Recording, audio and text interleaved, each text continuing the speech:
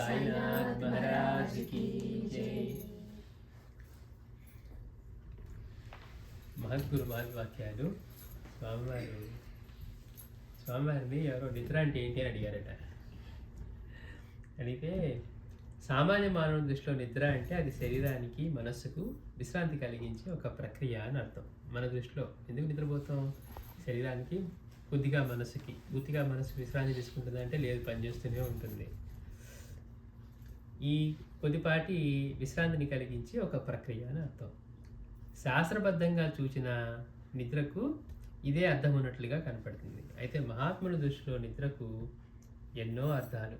ఈ విషయాన్ని గురించి ఒకరోజు ఒక భక్తుడు అడిగిన ప్రశ్నకు స్వామివారు concealed enjoyment of ignorance is sleep అన్నారంట. నిద్రపోవడం అంటే ఏంటి? వాట్ ఈజ్ స్లీప్ అంటే కన్సీల్డ్ అంటే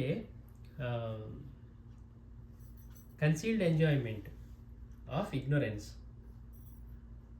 అజ్ఞానంలో దాగి ఉన్న ఆనందమే నిద్ర.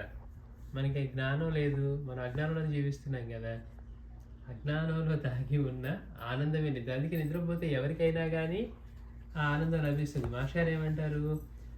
మన మనస్సు ఇంద్రియాలు అక్కడ కట్టుబడి ఆనందం నిద్రలో మనకి తెలియకుండా ఎలా లభ్యమవుతుందో అది మెలకువలో మనం పొందాలి. అది మన లక్ష్యం. ఆనందంగా జీవించడం అంటే వస్తువుల సేకరణ కాదు.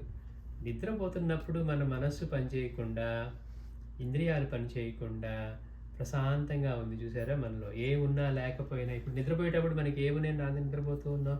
లేదంటే నేను పెద్ద బంగారు బిందును పట్టుకుని నిద్రపోతున్నానా? కాదు. మామూలుగా ఎక్కడ నిద్ర వస్తే కింద పడుకున్నావా, సోఫాలో పడుకున్నావా కూడా తెలియదు కదా.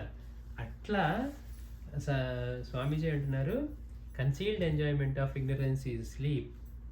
అజ్ఞానంలో దాగి ఉన్న ఆనందమే నిద్ర అని అన్నారట.